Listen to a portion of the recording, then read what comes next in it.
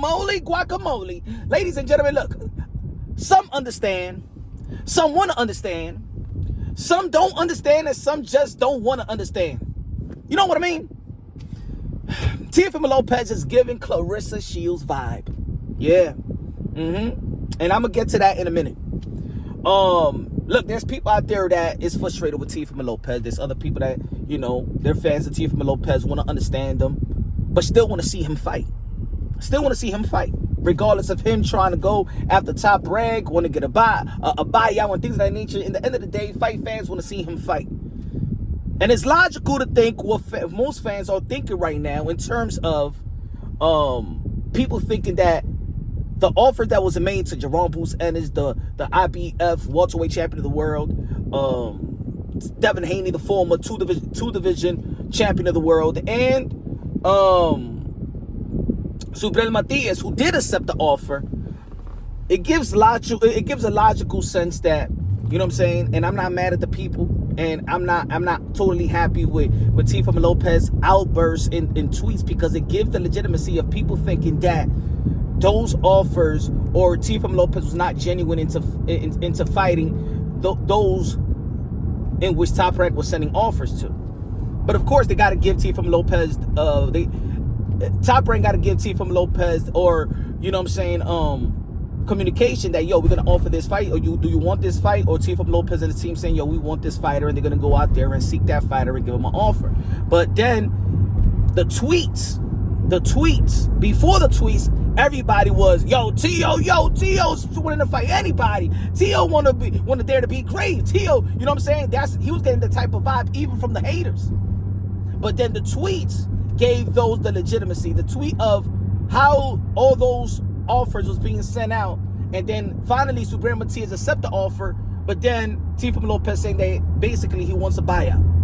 Basically, he doesn't want to fight a champion, in terms that was like a Jeron Ennis, if his contract gonna be extended for 5 more years. See, the things that he said give those the legitimacy to think how they think.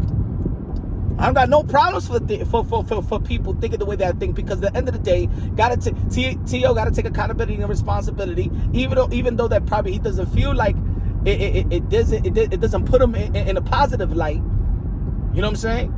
But that's what it is. That's what it is.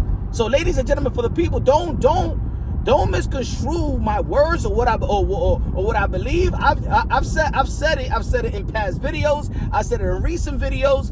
At the end of the day, I want Teofimo Lopez, regardless if he's going for a buyout, I want Teofimo Lopez to get that fight with Subriel Matias, because Subriel Matias is the one that accepted the offer. I think it will only help Teofimo Lopez. Enhance his legacy. And also, if he was looking for a buyout, beating a Subriel Matias in spectacular fashion, pay-per-view, ESPN, selling the fight, it gives more people the opportunity to invest in him, to buy him out. You feel me?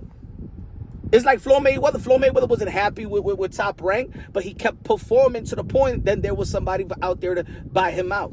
You know what I'm saying? So, as I want Teofimo Lopez to fight, just like y'all want Teofimo Lopez to fight. Now, what I mean about Clarissa Shields' vibe. Clarissa Shields is highly accomplished, as we all know. You know what I'm saying? Highly accomplished, one of the most accomplished fighters that ever laced them up. But her mouth gets in her way. Her attitude gets in her way, which also affects her brand, affects people liking or liking or disliking her. Give her the effect that people just don't want to give her props, even though that she accomplished those things, but her mouth makes her look way more unattractive, way more more gut-wrenching and things of that nature, which as of late Teofimo Lopez has given that type of vibe, to the point where people know what he's accomplished. He's one of the most accomplished fighters of this young generation, or the most accomplished fighter of this young generation. His resume is up to par. His resume is already, and his accomplishments as a 2-time millennial champion, and the guys that he beat to get those, it's already Hall of Fame worthy. And like I said in the past, now if it's first battle, second battle, third battle, whatever, that's up for debate. But in terms of his resume, hey, he's already stamping his way into the Hall of Fame. But it's becoming tough for people to accept the way that he's promoting himself, the way that he wants to promote a fight, the way that he's asking for a fight. I'm speaking in general. I'm not just speaking about what my opinion is, because it's almost like with the racial outbursts. I understand that it was the intent was to entice a fight. And like he explained in his recent interview with the Boxer Voice, I've been saying that since day one. That doesn't mean that there's going to be people that like it. Some people, there's going to be people that don't like it but understand it. And there's going to be people that don't want to understand. That's not the way that you promote a fight. And at the end of the day, there was a lot of people that felt, even Teofimo Lopez fans, that say, you know what, I can't rock with this, right? That's what they were saying. His outburst that he believed was taken out of context when he was talking about Puerto Rican fighters, in which he has a lot of Puerto Rican fans, especially in New York. If you ever been to a Teofimo Lopez fight in New York City, Puerto Ricans, Latinos, but mainly Puerto Rican, because Puerto Rican is highly faithful to the sport of boxing. He had a massive Puerto Rican fan base as well, in which that one was tampered with his opinion about Puerto Rican fighters today. Which even makes a Subriel Matias versus him even more enticing. And I understand why he said those type of comments to entice and to the Subriel Matias fan, which are the Puerto Rican fans as well. But then you got, you know what I'm saying, the complaints, the complaints, him going after other fighters that really necessarily never really truly go after him. Him saying what they make and how Top Rank promoted them. It seems that there is some type of jealousy and envy. That's the way that it looks like from the outside looking in. It is what it is. It's what you put out there, and people is going to take it. They're going to form their own opinion and stuff like that. Just like when Teofimo Lopez is talking about Shakur Stevenson, in reality, Shakur Stevenson really never goes at Teofimo Lopez. It's mostly a defense. You know what I'm saying? Teofimo Lopez recently in the tweets was throwing indirect shots at Jeron Anderson, and you say, like, why? Why is he going after Jeron Anderson in terms of this is what Top Rank was pumping for, and look what happened to him, or stuff like that. You know what I'm saying? So just like Clarissa Shields, and she can't give her overly credit. She can't give her honest and not honest, but genuine love and credit to women like Amanda Serrano and Katie Taylor. She always got to be well, look at my numbers. Well, look at me. But I did this. They ain't do that. I'm this. They ain't that. And that is like, yo, everybody supporting them. These girls don't talk no ish about you. Why you hating on Amanda? Why you hating on Katie Taylor? You know what I'm saying? And that's the type of the attitude that it seemed like Teofimo Lopez is giving off. So the same reason that people are turned off by Clarissa Shields is the reason there's people right now, especially these last several days, because of the tweets, because a lot of people, even his haters was like, yo, Teofimo Lopez wanted to fight anybody, any place, anytime. He's sending these offers and things of that nature. You know what I'm saying? So,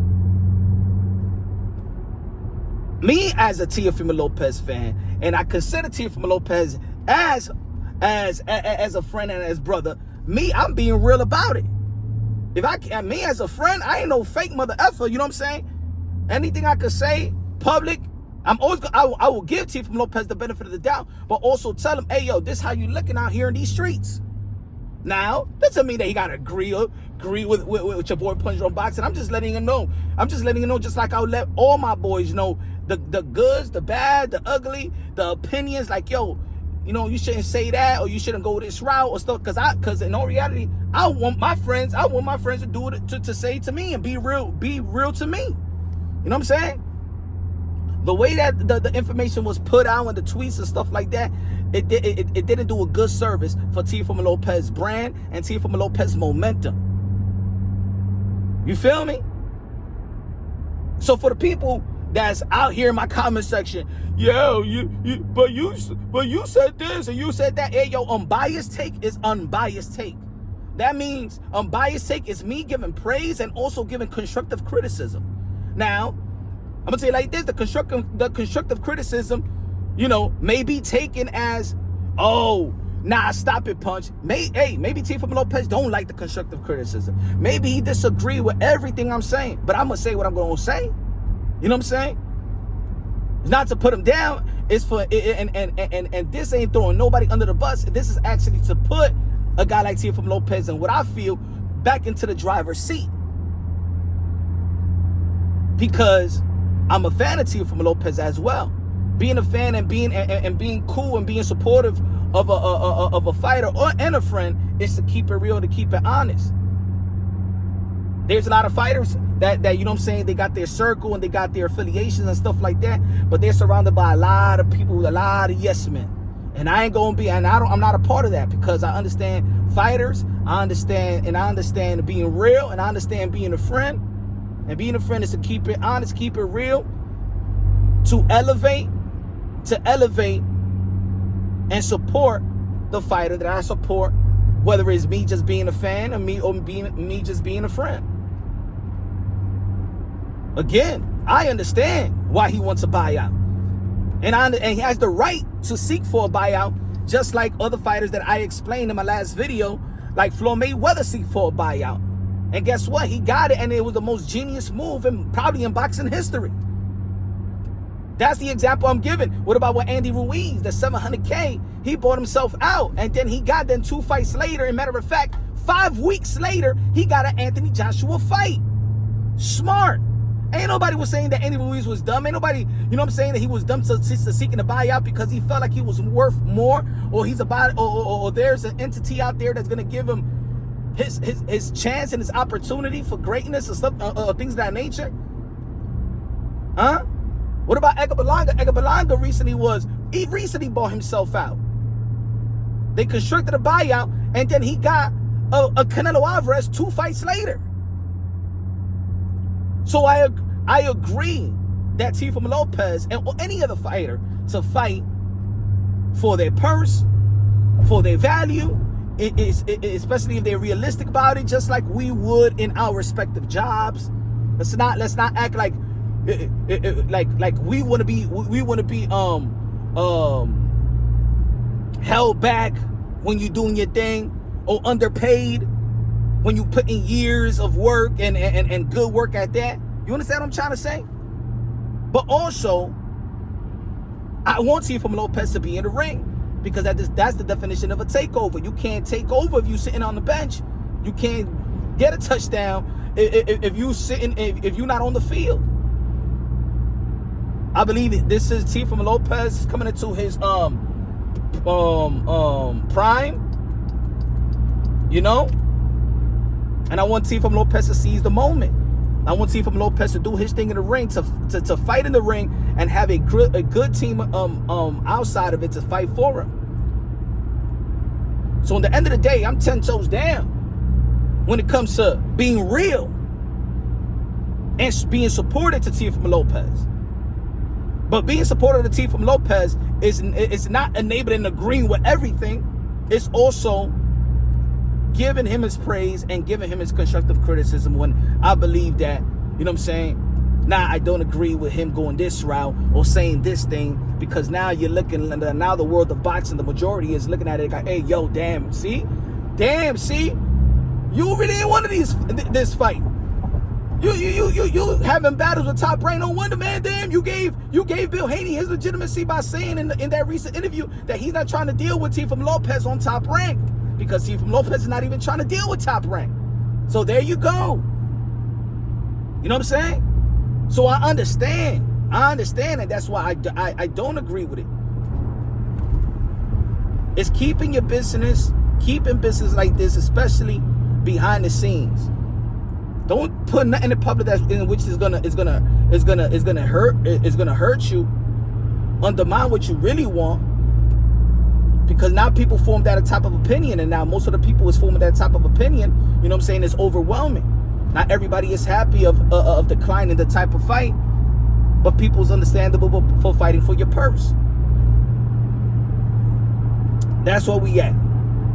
If y'all don't like it, then that's on y'all. That's what you call unbiased.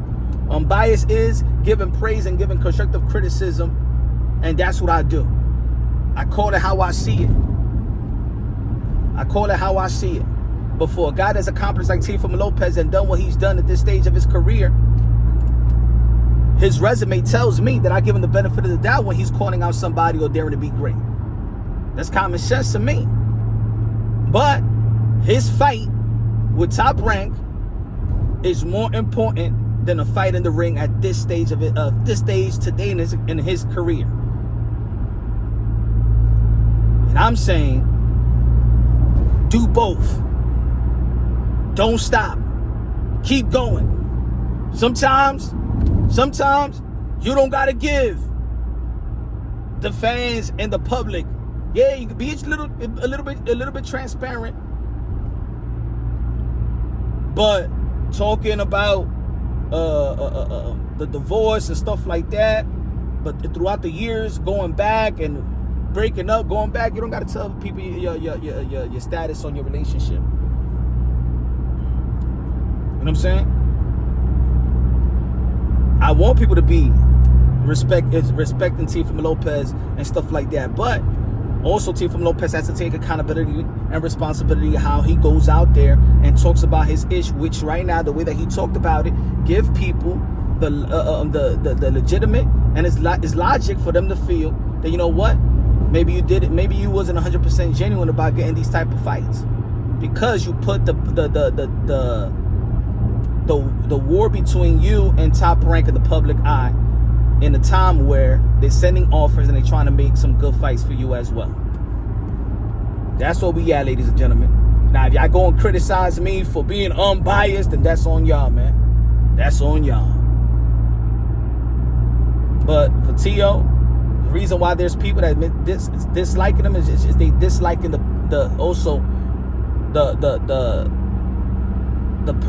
character that he's putting out there. You know what I'm saying? Just like Clarissa Shields. That's why I didn't even see her movie. Because she's turning me off with her attitude and her hate. You don't want Teofimo Lopez to turn off people like that either. But I understand. Not everybody gonna like what he's saying, what he's tweeting, and how he's going about things. End of the day, I'm with T.O. 10 toes down, but I'm gonna call it how I see it.